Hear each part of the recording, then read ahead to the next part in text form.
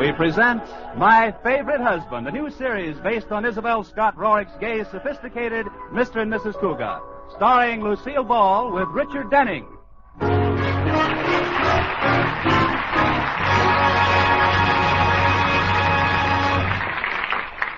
10 years ago, the town's most eligible bachelor, George Cougat, married socially prominent Elizabeth Elliot. The lavish wedding kept the society columns all over the country in copy for weeks. The New Yorker said, "The bride and groom were dressed to the nth degree of smartness. Best man was a polo pony." The Hearst papers said, "The bride and groom were dressed handsomely in attractive comment from guest Douglas MacArthur." And the Reader's Digest said, "The bride and groom were dressed." Well, after the honeymoon, George sold his polo pony, bought a stylish suburban home, took the first job that came along, 5th vice president of a bank. And now the Cougats are just George and Liz, two people who live together and like it. George says, "When I married Liz, she didn't know a thing about keeping house. She couldn't cook, she couldn't sew, she couldn't clean. But later she overcame this lack of domesticity in a most ingenious manner." Liz says, "I got a maid."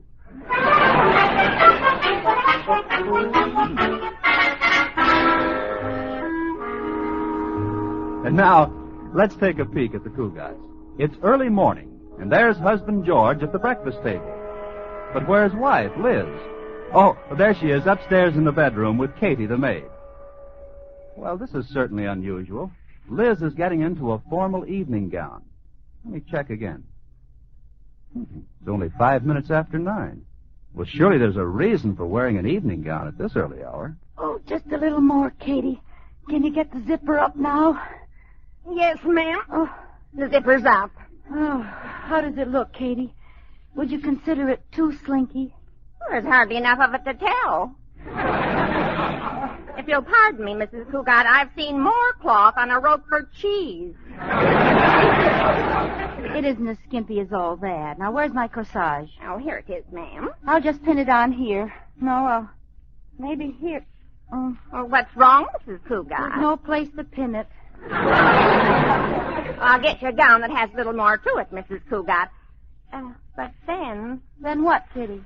You are having your portrait painted today, aren't you?" "Yes." "Well, then maybe you'd better wear the gown you have on." "Why?" "Well, as long as you're paying for a portrait, you might as well have as much of you in the picture as possible." "No, Katie, we might move to Boston someday, and I wouldn't want my portrait banned." "Oh, here's a more sensible gown, ma'am. Have you told Mr. Cougat about the painter coming today?" "Not yet, Katie. I'll tell him at breakfast. Now hurry and get me out of this tight thing. I feel like a 10-inch weenie in a 5-inch roll."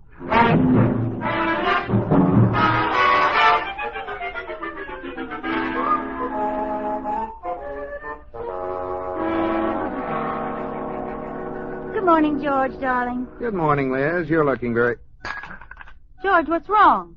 "That evening gown." Well, you've seen me wearing an evening gown before. Oh, I've seen you wearing galoshes, too, but not at breakfast. Of course not. It never rains under the table.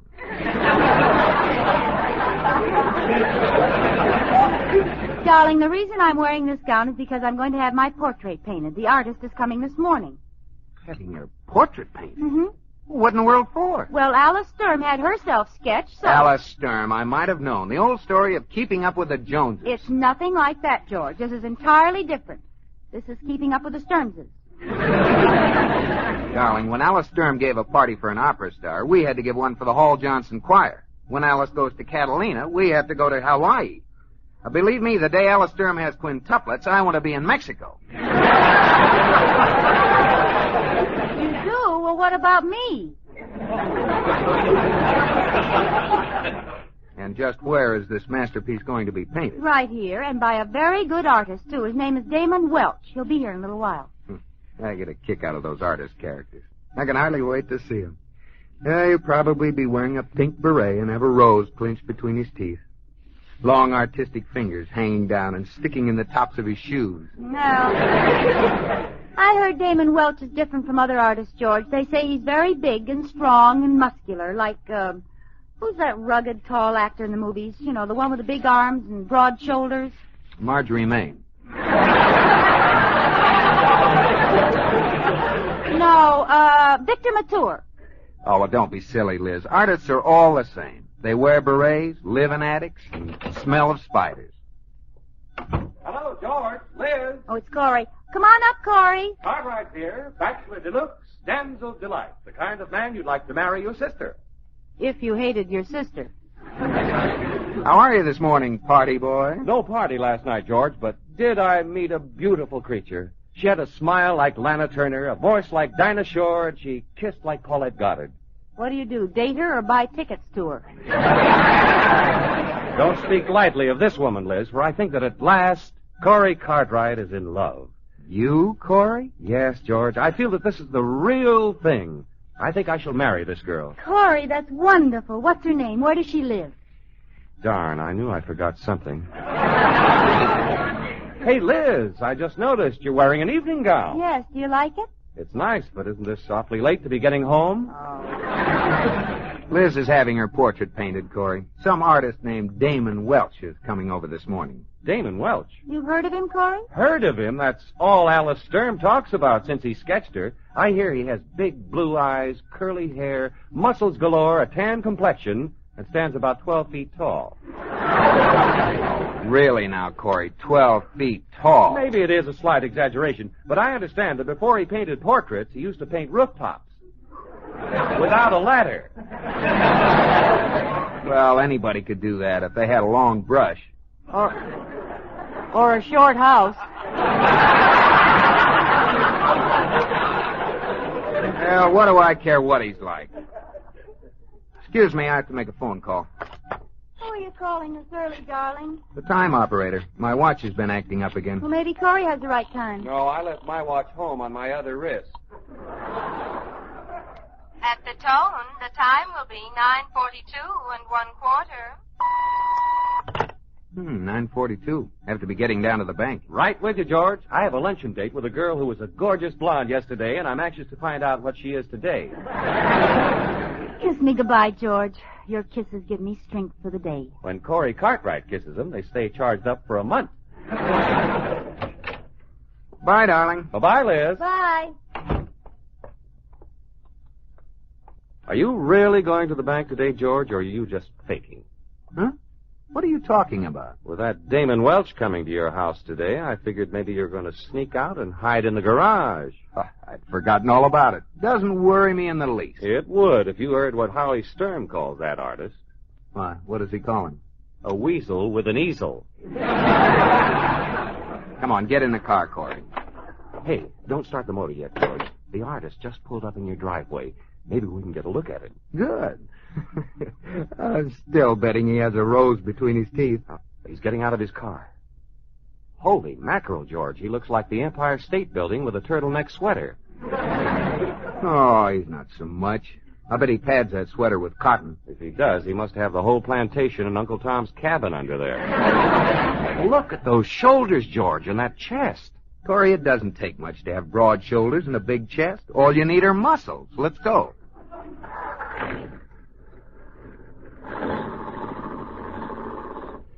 Did you see that thick neck, George? Those pretty blue eyes? Well, so what? My neck isn't as thick, maybe, but I have a nice neck. And look at my Adam's apple, Corey. Oh, that guy didn't have anywhere near the Adam's apple I have. Oh, if there's anything that'll keep a home together, it's a big Adam's apple.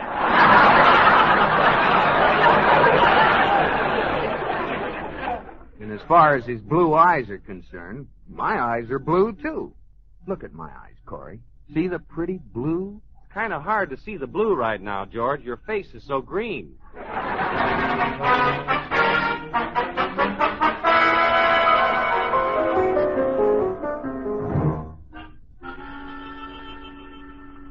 All right, woman, face to the left.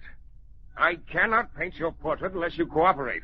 Mr. Welch, I've told you a dozen times my name is Elizabeth Cougar, not woman. Very well, Mrs. Cougar. Now be quiet, woman. Well, one consolation, at least you know what I am. Your dress gives you away. I don't like your nose. I shall not paint it that way. But I like my nose. It's a good nose. Don't change it. I've had it so long now it seems like almost a part of me. Be still, woman. You're very rough, Mr. Welch. Woman, you're looking at a man who's painted the forests of Oregon and at the same time worked as a lumberjack. Sawing, climbing, cutting, and chopping. One day, the man next to me was crushed by a falling redwood. I've seen many rough things. This is a man's world. That's why I'm rough. Did it kill him, the man the tree fell on? To coin a quaint old phrase, he was a real gone lumberjack. You know, Mr. Welch, you and my husband have a lot in common. He lives a rugged life, too. What does your husband do? He's a banker. Oh, that is rugged. It's plenty rugged. He goes to work every morning at 10 and doesn't get home until after 3. Just what's rugged about that? He has an uncomfortable office.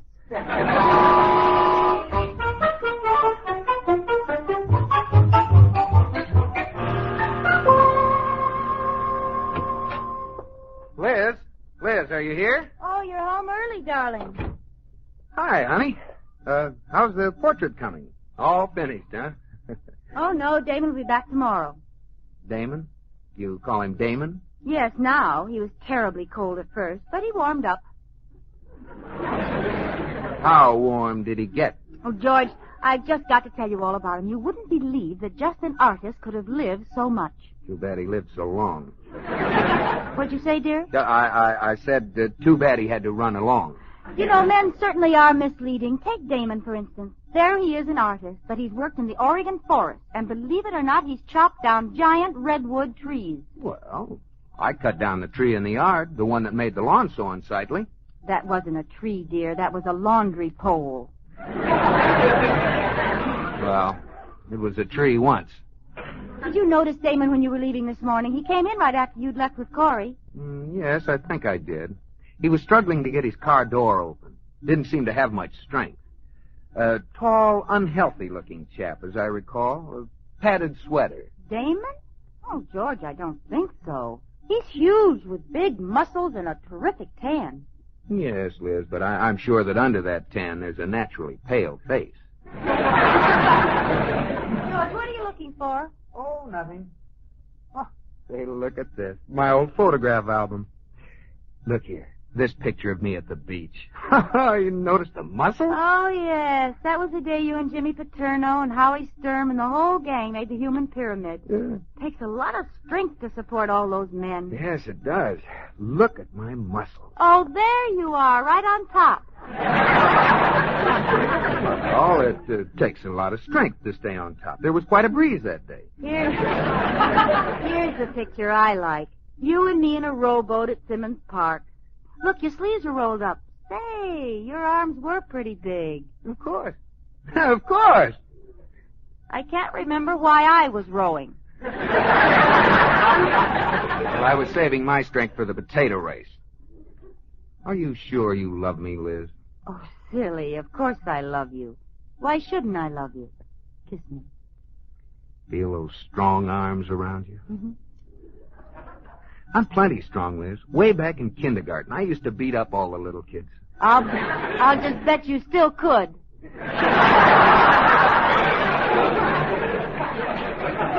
Kiss me again, sweetheart. Liz, are you positive you love me? I'm the only one? Nobody else? Oh, don't talk such nonsense. Just hug me tighter. Make believe I'm a tube of toothpaste and pop my cap off.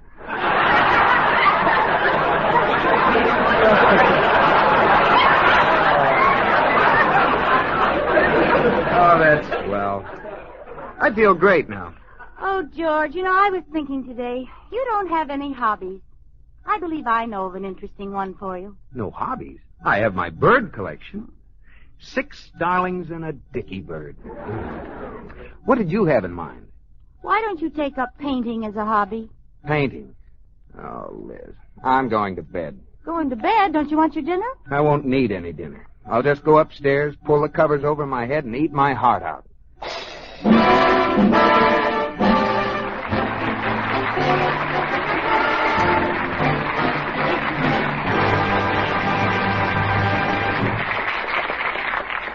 You are listening to My Favorite Husband, starring Lucille Ball with Richard Denning.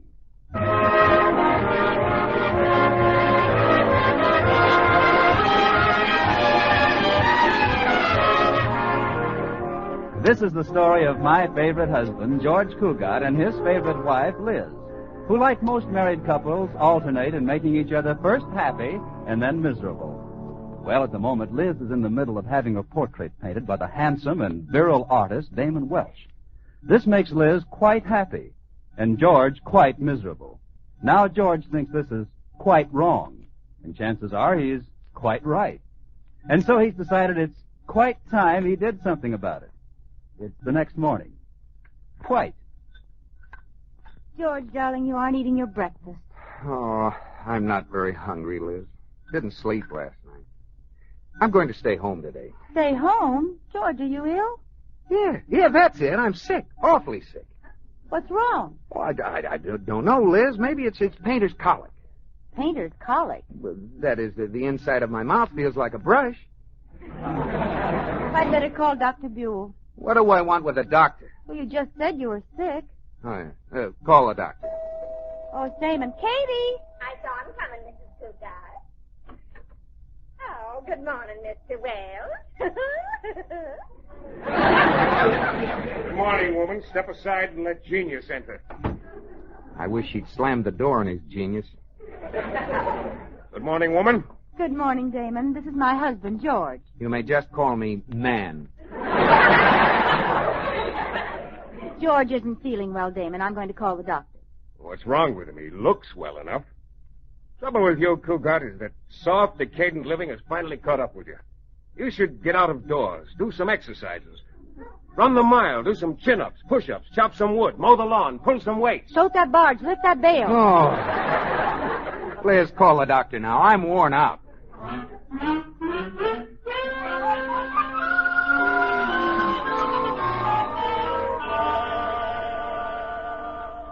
All right, George.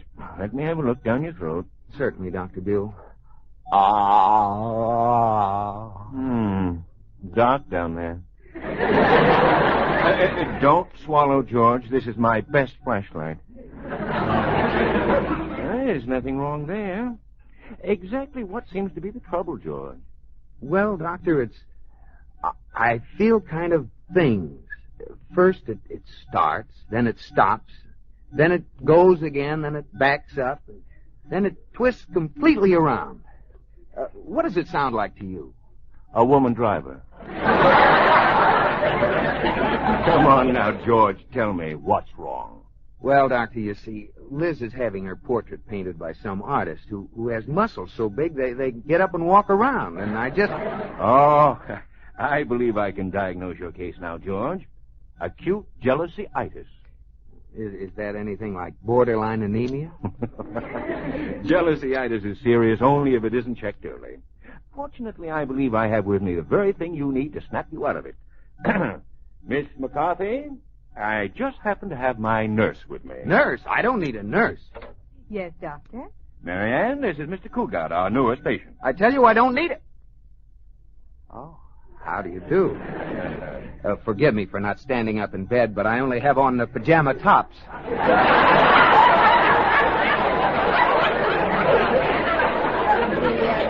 Ill enough to require a nurse, doctor? Well, he said he wasn't. What about it, George? Oh, I ain't long for this world.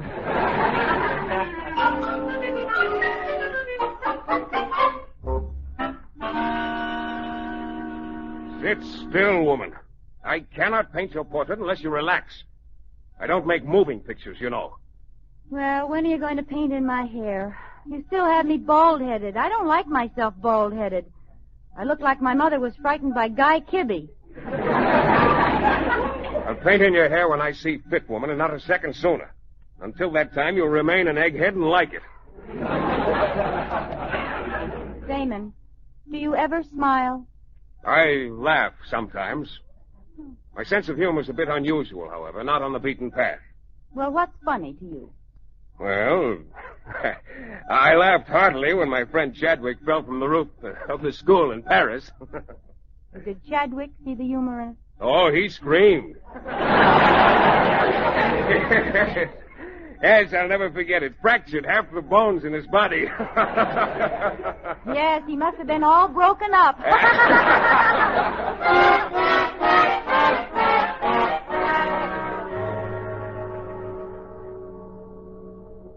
Miss McCarthy, did you hear that? My wife and the painter were laughing down there in the study. What could they have been laughing at? Do you have a steamboat in the house, Mr. Cougar? Steamboat? Well, of course not. Well, then they couldn't be laughing at Fulton. Oh, I'm serious, Miss McCarthy. I don't like them to be laughing. I'm going downstairs.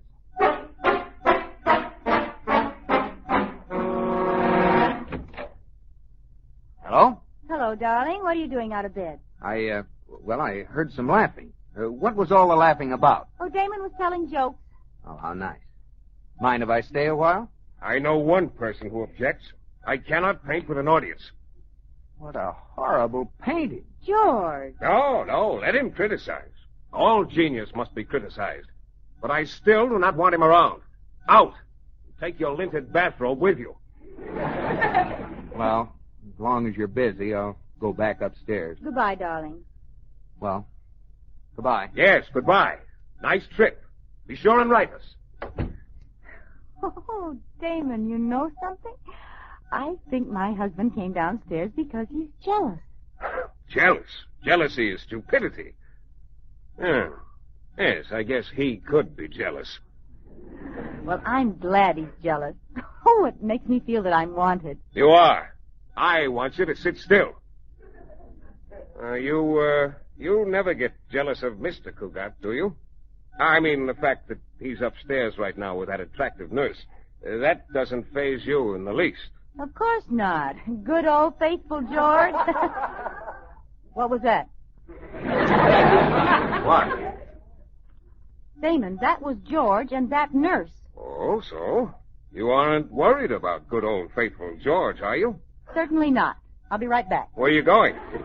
I got to see a man about a nurse.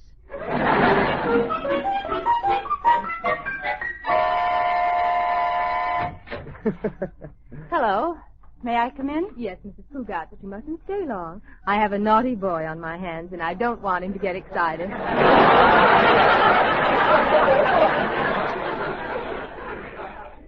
That's why I came up.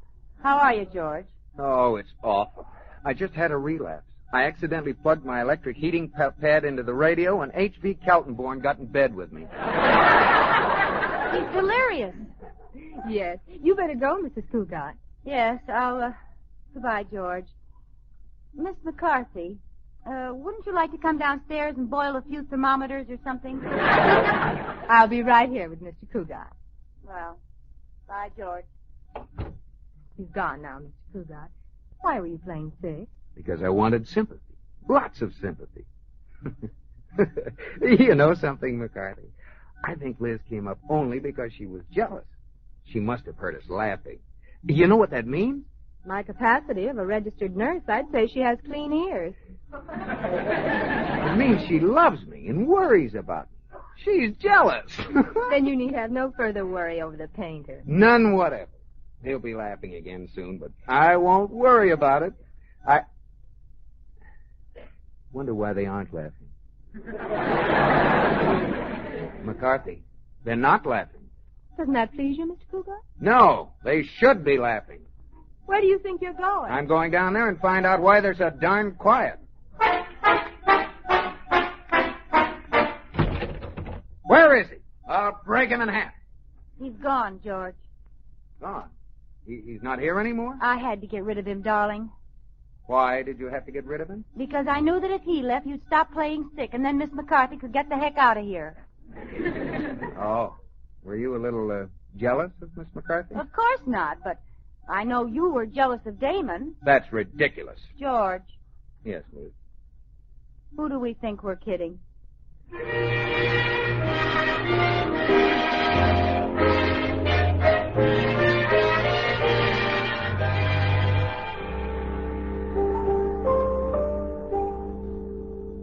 So he left, huh, George? Yes, Corey. He left. And George was really very nice to him. How lucky you were, George. Suppose, instead of going quietly, the man with the big muscles had gotten tough with you. Oh, Corey, you're just trying to stir me up. No, seriously. What would you have done if the painter had wanted to fight? Oh, I'm sorry, George. I shouldn't embarrass you this way in front of Liz. If Damon had wanted to fight, George would have fought, wouldn't you, darling? Wouldn't you, George? Why, certainly. If I had his phone number, I'd call him up right now and tell him a thing or two. Oh, I have his phone number, dear. Here. Oh, well, thanks. When Damon answers the phone, I'll catch you, George. Hello, Damon. This is George Cugat. I've changed my mind about being nice to you. If you want to fight, just come over here whenever you feel like getting knocked for a loop. You got anything to say to that? At the tone, the time will be 9:27 1/4. Well! George Cugat, kiss me. Kiss me this very instant. Why right now? Because you've got your dander up, and you're just dandy with your dander up.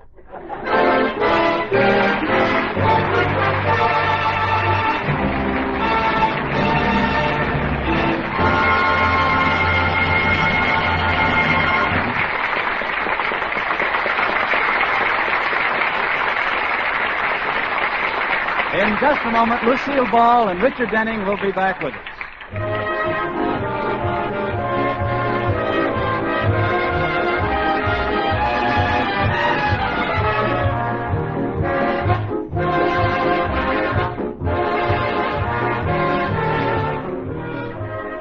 Here's a friendly suggestion that may mean a lot to your own happiness. Why don't you call your family together one evening soon and say, is there anything else any of us can do in cooperation with others for the good of our community? You may find that somebody will come forward with the news of a community project that you haven't heard of. Maybe it has to do with Scouts or 4-H clubs or Red Cross. Well, there'll be an opportunity for service, something you'll like to grab hold of. For you know that what you're doing is more than helping make your life and your families and your neighbors better. By positive action toward improving the place where you live, you help preserve something we prize highly. That's freedom. You show that you agree with the statement that freedom is everybody's job. George, are you asleep? No, darling. I'm not asleep. Do you love me, baby? Yes, I love you. How much? Lots. Well, in terms of pounds, how much do you love me? 3 pounds, 6 pounds, 7 pounds? 12 tons. Oh, I love you 100 tons. Now, you have a bigger truck.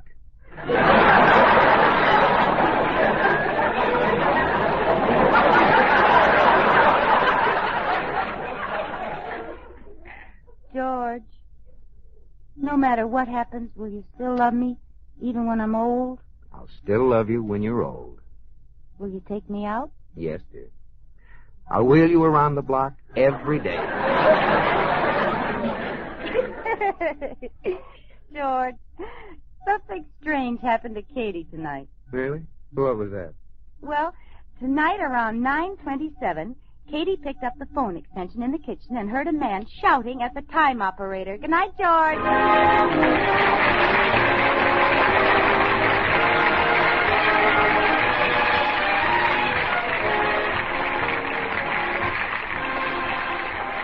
My Favorite Husband has been presented through the worldwide facilities of the United States Armed Forces Radio and Television Service.